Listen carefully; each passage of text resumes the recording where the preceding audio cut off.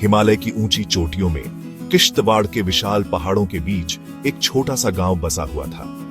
ये एक ऐसी जगह थी जहां जिंदगी साधारण थी। दूर दूर तक मॉडर्न वर्ल्ड का कोई असर नहीं था।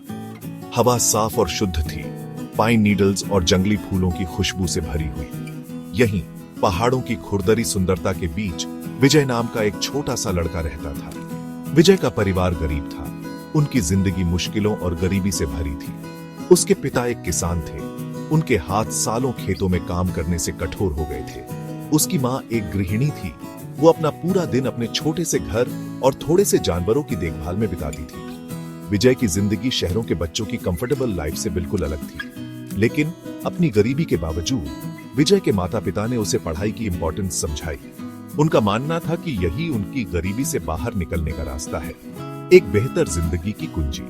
हर शाम मिट्टी के तेल के लैंप की टिमटिमाती रोशनी में विजय अपनी किताबों में डूबा रहता था।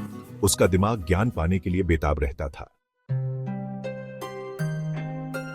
गांव का स्कूल एक छोटी सी एक कमरे की इमारत थी, जिसकी दीवारों पर पुरानी पोस्टर्स और बच्चों की लिखावट थी। शिक्षक श्री कुमार एक दयालु और धैर्यवान व्यक्ति थे। उन्होंने विजय की बुद्धिमत्ता को पहचाना और उसे बड़े सपने देखने के लिए प्रोत्साहित किया।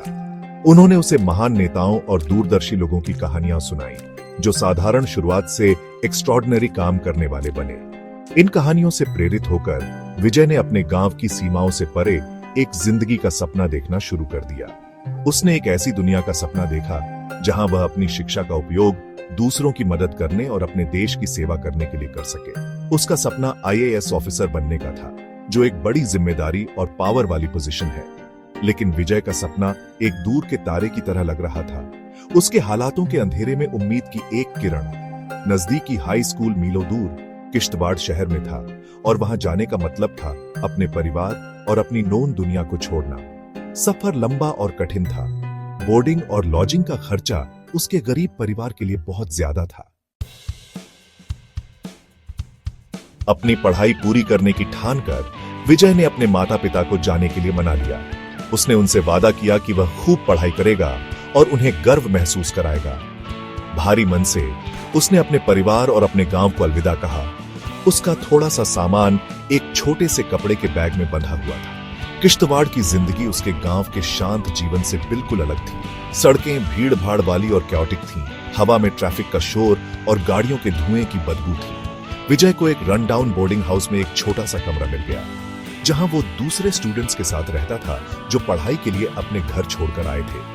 अपना खर्चा चलाने के लिए विजय स्कूल के बाद पार्ट टाइम जॉब्स करता था। उसने एक छोटी सी चाय की दुकान में वेटर का काम किया। उसके हाथ अब खेती के औजारों की जगह भारी ट्रेज उठाने से कठोर हो गए थे। वो छोटे बच्चों को ट्यूशन पढ़ाता था। जो नॉलेज उसने इतनी मेहनत से हासिल की थी, उसे शेयर करता था। चैलेंजेस और मुश्किलों के बावजूद विजय ने अपने सपने को कभी नहीं छोड़ा। उसने पूरी लगन से पढ़ाई की, लाइब्रेरी की मंद रोशनी में रात रात भर जागता रहा। उसने अपनी पढ़ाई में बहुत अच्छा प्रदर्शन किया। उसकी मेहनत और लगन ने उसे उसके टीचर्स का रिस्पेक्ट और उसके साथियों की एडमिरेशन दिलाई। साल गुजर गए और विजय का सपना पूरा होने लगा। उसने भारत की सबसे प्रतिष्ठित और कॉम्पिटिटिव परीक्षा UPSC civil services examination clear कर ली।